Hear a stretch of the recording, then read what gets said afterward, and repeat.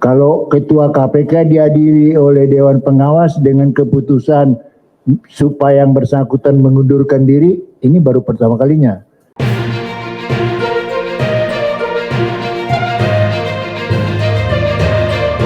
Assalamualaikum warahmatullahi wabarakatuh. Hari ini kita sudah menyaksikan bersama tadi sidang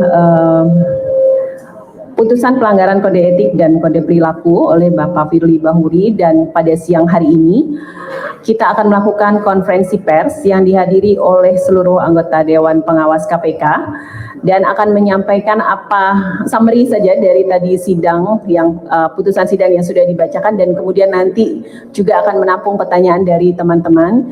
Barangkali masih ada yang perlu ditanyakan dan dijelaskan lagi.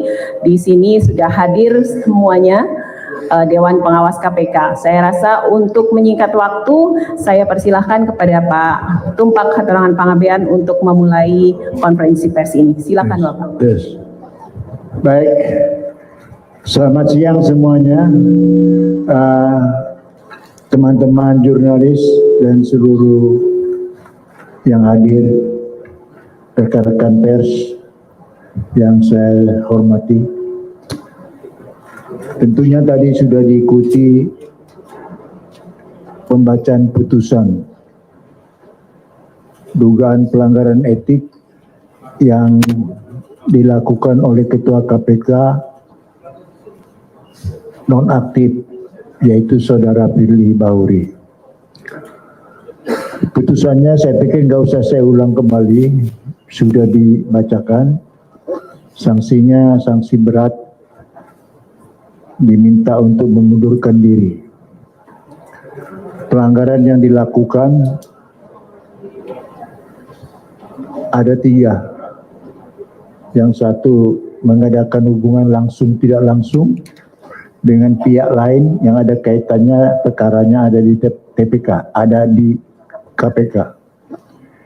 Dan itu pertemuan itu tidak dilaporkan dengan teman pimpinan yang lain. Itu satu kesalahan. Ada kewajiban di kami, kalau terjadi yang sedemikian, kita harus saling memberitahu. Dewas juga begitu. Yang kedua, yang berhubungan dengan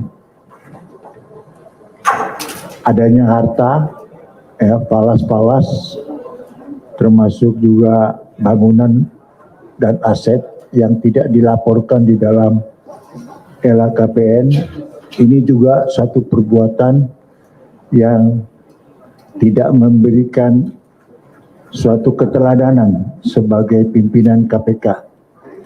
Ada di kami, di IS-KPK, nilai dasar kepemimpinan itu harus memberikan contoh teladan yang baik.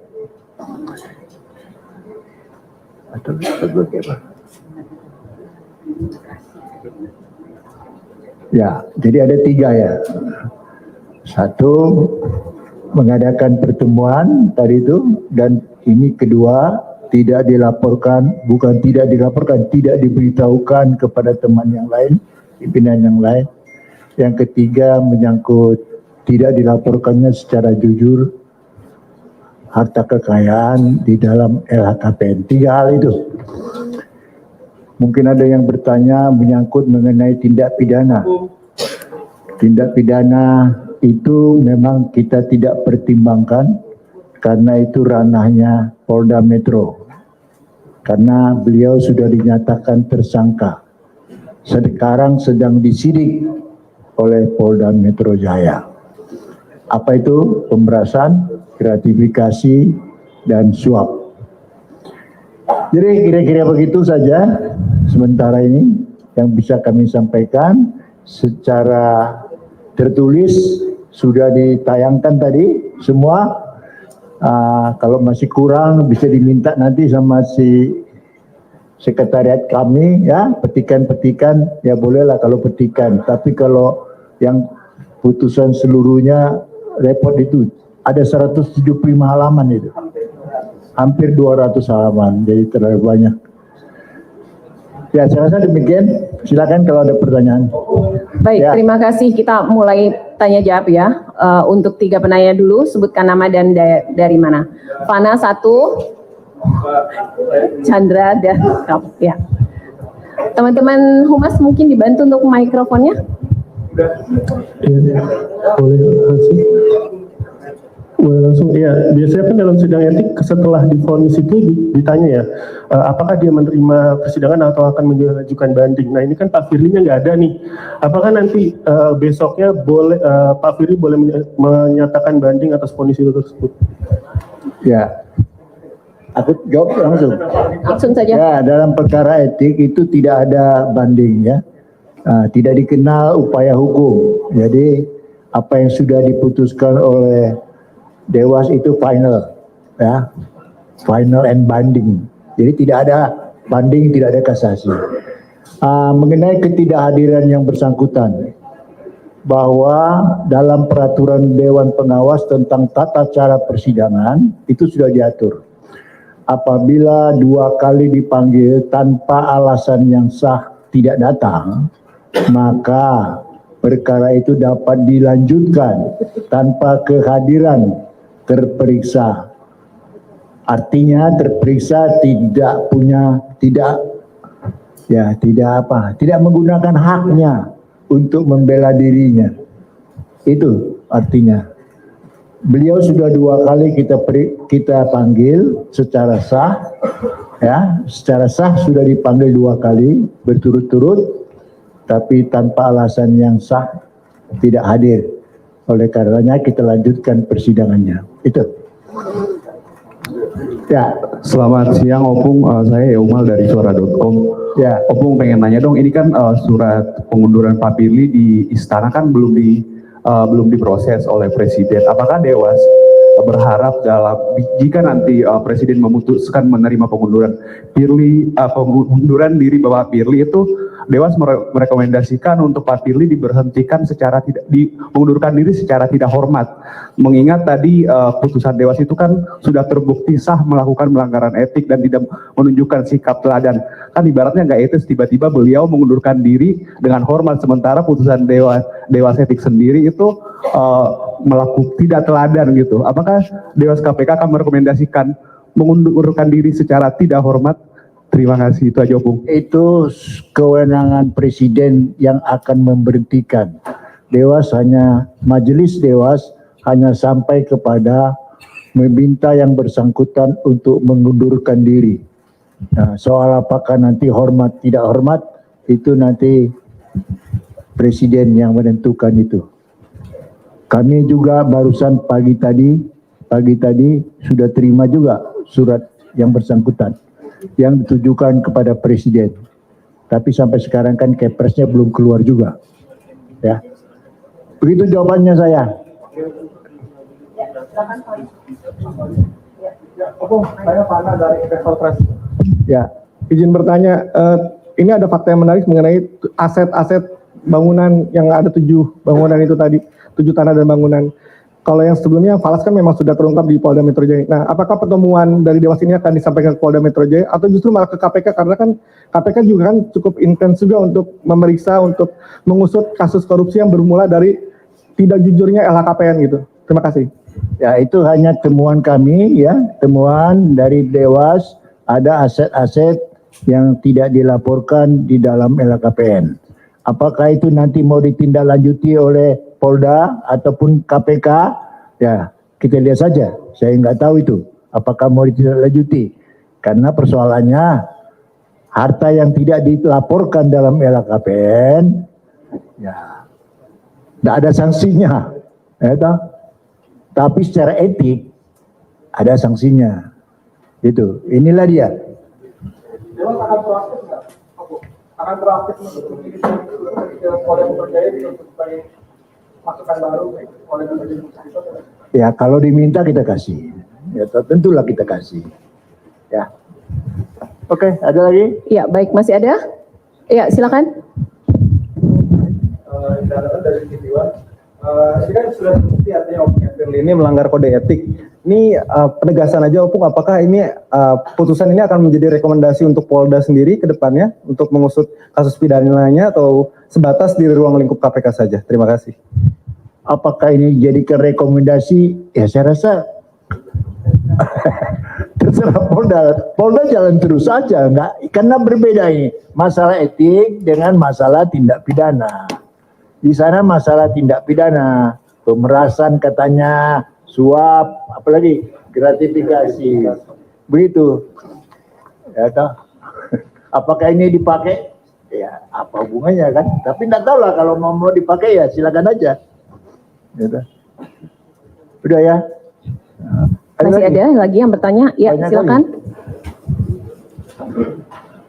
Saya Ian dari Antara, ada pertanyaan sedikit aja. Ini kan kemarin Pak Firly sempat menyatakan kalau Ketua KPK itu tidak bisa diberhentikan oleh Presiden. Apakah ini akan pertama kalinya Ketua KPK diberhentikan oleh Presiden? Terima kasih. Apakah Ketua KPK ini pertama kalinya diberhentikan Presiden?